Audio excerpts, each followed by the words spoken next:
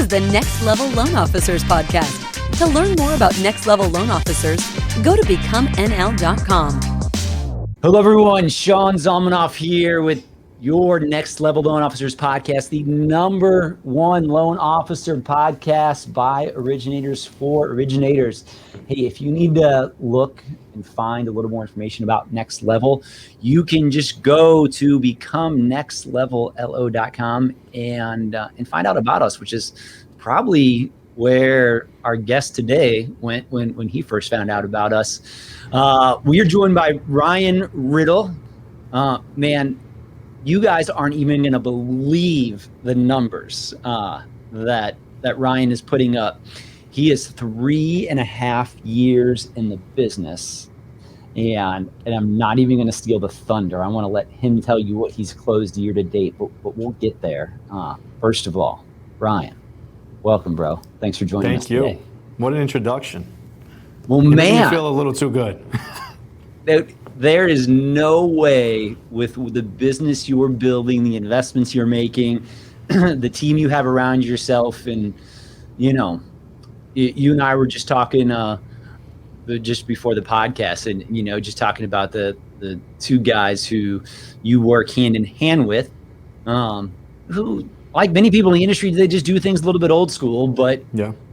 wholeheartedly embrace your endeavors to better yourself, better the company, and take things in the direction that we need to all be relevant in 2030. Because, I mean, there'll be some old school guys around in 2030, man. They're just not going to be a lot of them around. Yeah. in I actually 2030. talk about that all the time. Just like in our local area with the local lenders, all the guys are getting up there. What's going on in the next 5 to 10 years, What are these companies going to do? Well, it's interesting, because we talk about all the apps, all the phones that are trying to replace us right now. And, just age is going to do a lot of that. I mean, I think the average age of a loan officer is 54, 55 years old. Don't quote me, but it's pretty close to that. And I've had some pretty good years. So when the time turns, I mean, they're not going to reinvent themselves. They're just going to say, peace out. Exactly. And so there's either going to be guys like you and myself who fill that void, or tech companies will. And so we all have that choice. So, man, you were in the restaurant industry until 3.5 years ago. Yep. Just tell everybody, what have you closed personally year to date right now?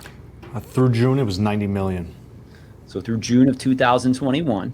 I'm not counting, but I think as of July 21st, it was 99.5, but no one's counting. No one's counting. Almost. As of tomorrow, Ryan, by the time you're listening to this podcast, Ryan will close over 100 million. But through June, the first half of 2021, my man here has closed 90 million. Now you're in New York, so the first thing everyone's gonna be like, oh man, loan limits or loan sizes. But I don't care. You got to close a lot of loans to get to 90 million. What's your average loan size, or how many loans is that to get to 90 million? 430 right now. So that's a bro closing a whole lot of loans, guys. Yeah. That wasn't 7 super jumbos. No, I wish. No, you don't, man. You made a quarter No, point or no. 10 basis points in order to get those loans. Exactly. So 3.5 years ago, you're running restaurants, managing restaurants. You're working and now you got a team closing $250,000. You're closing 90 million personally. Dude, tell me about this story of there till now. Yeah, so I was in the restaurant business, went to culinary school, and I was getting to the point, I happened to have, my daughter when I was 21, so I had to, grow up pretty fast and figure it out. And I loved the restaurant business, but it was coming to the point where I either wanted to do it for myself, but, just life got ahead of me, and, it's like, what kind of decision do I make for my family now, right? Do I, put all my eggs in one basket and try to open up that restaurant and hope it goes good? But, that wasn't my decision, because that's not the best as a husband or a father to do to their family. So while I was in the restaurant business, I met a couple of gentlemen that had huge portfolios and were flipping houses, and I was able to do one or two with them and get my feet wet. And, then that was the thing I wanted to do, right? So it was like one day I went into the restaurant business and I was just like, guys, I'm out of here. They try to offer me more money, the whole nine. I'm like, nah, I can't do it no more, you know, because I'm the type of person, once I got my head set on something, that's it. I'm like full force. And in that process, actually the day I quit, I closed on my house. So it was my father-in-law's friend, and he's like, don't quit your job. Like, try to stay there like a couple more weeks after you close. I'm like, yeah, for sure. I quit. I just quit at the restaurant, and then I was going to the closing. So they didn't do a VOE that day? They did a verbal, but I quit after the verbal. I quit like an hour before the closing. They did a verbal that day, only if I actually knew. Well, man, you should have waited one more day. In hindsight, you realize what you almost did. That's crazy. Yeah, it was super close. And I was like, all right, I'm ready. You know, I'm ready to flip some houses with you. That my father-in-law's friend and who I'm partners with on the team and partnering up on the company with, at that time flipped just about 200 homes. So he was big in our community with the flipping, and you know, I just wanted to jump on the bandwagon with him. He's like, all right, you know what, you know, start mortgages, and then I'll get you into some houses. I'm like, no, I'm not a salesman. It's not happening. Let's just do some houses. I got a couple on my radar. And he's like, oh, yeah, let me know. So, you know, a week went by, calls me up. He's like, hey, come into my office. I got a couple of, you know, I got some stuff that we could look at. And he's like, all right, you can start mortgages. And I was like, all right, let's go for it. And I guess that's what I'm here for. So I kind of just jumped into it. Honestly, the whole first year of the business, it was like 2018. I'm like, you know, rates were starting to go into the fives towards the end, and I was just like, holy crap, is this bad timing, right? I don't know what the economy was before. Rates were actually even higher. I just think I'm jumping in at the completely worst time. Yeah. And the whole first year was just tough. You know, I was doing I have a business mind that, like in the restaurants, I was doing the numbers, how much volume I have to do. I'm watching some other people, you know, like that are considered top producers doing 40, 50 million at the company. And I was like, wow, they're grinding. Like, this guy's been doing it for 10 years. I hope it doesn't take me that long. And once I got my grasp on the business, after like 6 months, I realized, not the actual business, the flow of it, right? There's a lot more learning to do in 6 months, but the numbers. I was getting the numbers down. I'm like, I gotta recruit. And so, you know, my partner now is just worry about the business. I'm like, no, I got the business. I think it was like my first week, we started banking non-QM loans, and I was just like going into Manhattan, walking into restaurants, asking people if they needed loans. He calls me up and he's like, where are you? I'm like, I'm going through the tunnel, I'm going into the city. He's like, dude, turn around. I'm like, no, I'm gonna come back with a loan. And I did, I came back with a loan that day. But it was just, you know, so when I realized that the numbers that I needed to do and the numbers that I wanted to make and where I wanted to go, I knew I didn't want to be that, just what we talked about, that average age of a loan officer, 55 years old, sitting here doing my average of 3 deals a month, making a living, bringing home a paycheck, that's about it. And, you know, always wondering if the young guys are going to cut me out, staying up on technology, cradling those relationships. I didn't want any part of that. So after year one, I started recruiting right away. I just started calling, you know, I would take an hour and a half a day, 2 hours a day, and start calling LOs. And the one thing that I had in my benefit was just the relationship with my partner, right? You know, being that the relationship was so good, it made me look like I had it so good at this bank, and it was easy for me. So I recruited a couple of guys, and so Ryan, question for you. Yeah. So how many months did you work an hour and a half a day to recruit somebody? How long did it take? Till I got my first recruit, 4 months, 5 months. Man, so I just, you know, it's so interesting in our world, in our profession, whether you're going after an agent or you're trying to recruit loan officers. I mean, Ryan dedicated time almost every single day, if not every single day. He took an hour or 2 hours a day and called people, was very proactive in his sales efforts, man. I see, Ryan, I see so many people in our world and in our industry. It's like, I don't know, man, my phone just didn't ring today. It's like, yeah. Well, what were you doing for the other 7 hours and 30 minutes that you weren't eating lunch and in the bathroom that, you know, that you couldn't have picked up the phone and called somebody else and made somebody else's phone ring? And that is just the single difference in everybody I meet who is doing okay or is majorly successful. People who are majorly successful take massive freaking action. and all it takes is an hour and a half a day, like you did. And it's interesting when it comes on the other side. I run a pretty large operation across 5 states right now, and the people that you used to have to chase so much just to get on the phone, it's like now they all of a sudden they're calling you and say, yeah, I mean, I don't know if I'm ready to hire anybody else right now. Yeah, that's kind of the situation I'm getting in. It's like, is it worth just filling a seat, or compared to your time and my sales manager and everybody else, it's like starting to value that seat. At a certain point, you start valuing that seat a little bit more. So tell me about your team, man. So, I mean, you got a business mind, hands down. You figured out early on you wanted to build a team, you wanted to recruit. But man, how do you go in 3.5 years, forget the team, forget everything else, from 0 in production to 90 million in a half year? Yeah, so I mean, the volume really picked up for me probably going into year 2, right? I was considered probably like an average LO going through year 1. Year 2, I teamed up with my partner. I planted a ton of seeds. And I teamed up with my partner, and we started blasting the area and building the team at that point. So at that Realtors? point, we had it. Yeah. Okay. And we were just out there, and it was a good tool to have him with me at that time, because at that time we were just going in as, I'm the owner of the bank, right? So it makes the pitch a little bit easier. But year 2 is where volume really increased for me. Year 1, I didn't even know why I was in the business, right? Then I started recruiting. I'm like, I got to see some light at the end of the tunnel. I didn't even know. Looking back now, I don't know what the hell I was doing, but it worked. Year 1 to 2, I started going into the teens. At the end of year 2, started going to 20, 30 million. And then after year 2, between the refi boom coming into, COVID and everything else, and all the seeds that were planted, it just skyrocketed. And this year, I'm just having, a phenomenal year. I had a good year last year. What'd you close last year? Last year was about 110. Nice. So good, so I had a good year, but this year and I thought it was going to slow down a little bit, but I'm holding on tight. And, from year 2, we really didn't have any processing or anything like that. So for the whole year 2, I built out my ops. I have 5 processors now, 2 openers, 2 junior processors, and then I have about 30 sales right now.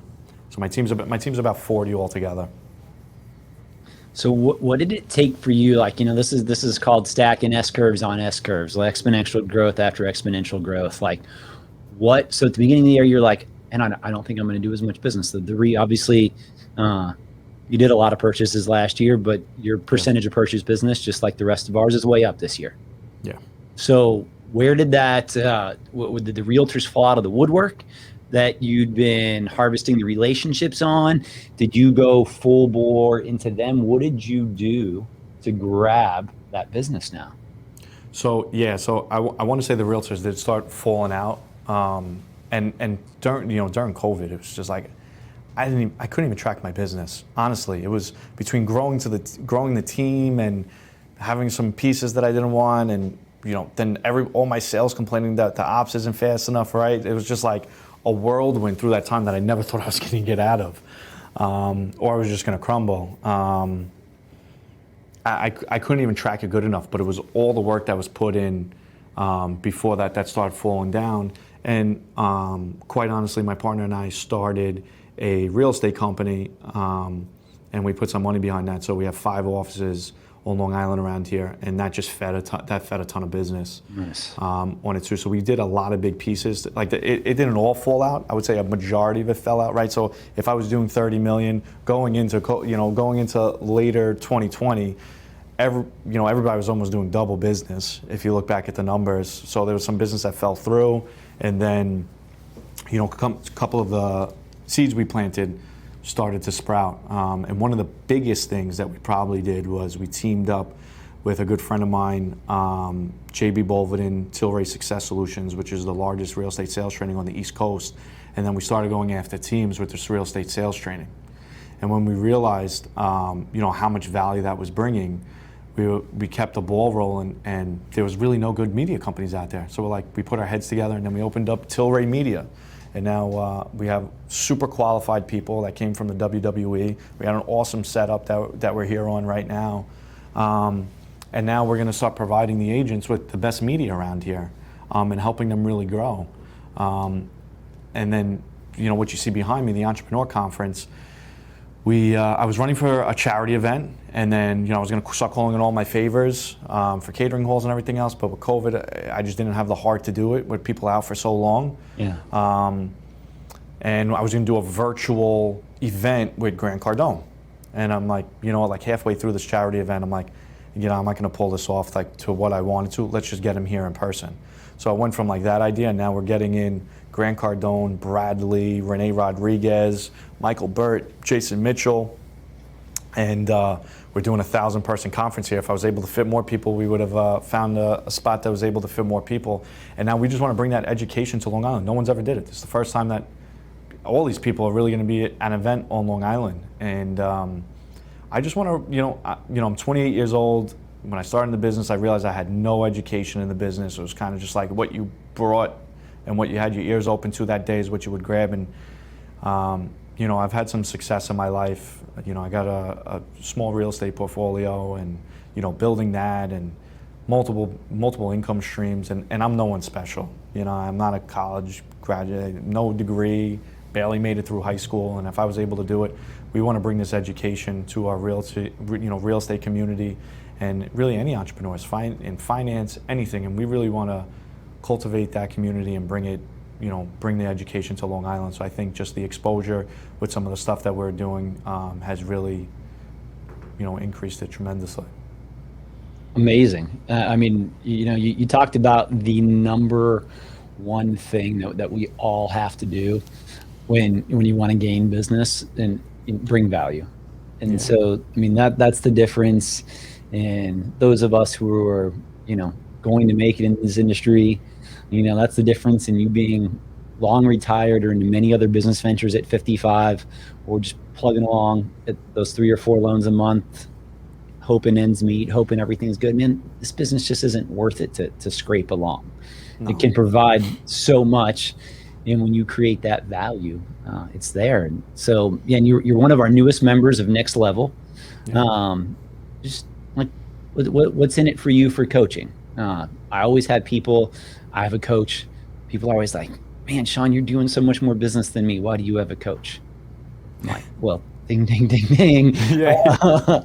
But so it's been a couple months you've joined us, and unfortunately, you won't be at our next mastermind. We're trying to find a way, because our events butt up to each other on consecutive days.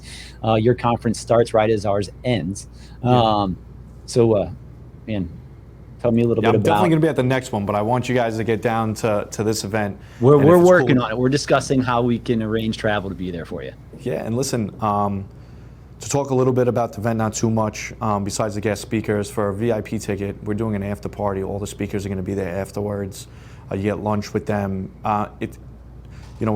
And we'll give a discount to all of Next Level, anybody who's a member of Next Level, because we really just want to get the education out there. But right now, we were doing those VIP tickets for $2,500. Actually, if you're a member of Next Level, I'll even pay for the hotel that night.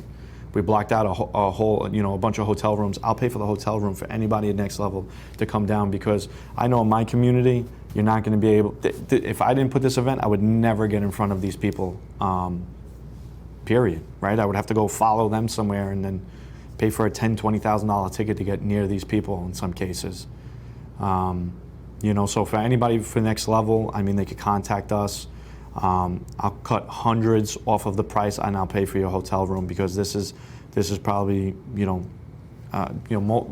guys can get in front of these people very easily, but for the average person, it's pretty hard to get in front of these people and network. That's amazing. I love the action you've been taking. You don't get results in life without action. No. And you talk about being struggling in regular old school that we go through, man, but the difference in you and 99% of people out there is, like, you'll make phone calls or an hour a day for 4 months straight without results, because you got to plant the seeds in order for success to happen. You know, and you're like, man, instead of paying $20,000 times 5 to go see all these people, I'll bring them all to me. And I'll just have a badass event. Like, people don't do what you do. No, and it's just crazy, and I'm sure you can feel it in your market, but it's like the real estate community collabs a lot, right? By me, they at least do, and they have to on transactions, right? But it's like the mortgage community, it's like you can't talk to each other. Some of these guys feel like it's like crazy, you know. So for the fact that, you know, the program that you guys have is phenomenal, but in like local communities, it's like someone DM'd me on some of my media, so I gave them like my, you know, a little couple of sentences of a little pitch, and I got like their branch manager calling me that it's embarrassing. I'm trying to recruit someone. I'm like, how do you recruit? How do you recruit, man? It's like I just answered them like, listen, I'm not looking to go back and forth. I'll give you a free ticket to my event. Yeah, because I created more value for your loan officer in 3 minutes than you have in the last 3 years. Don't hate me, bro. Yeah, I wish I had that in my head. I wish I knew you then. Well, you know, it's so funny. I mean, that's one of the beautiful things about Next Level and just finding an amazing coaching program that works for you is you get people, you know, out of the scarcity mindset into an abundance and in a creator mindset, versus just like you and me in the same market talking about loans and what we're doing.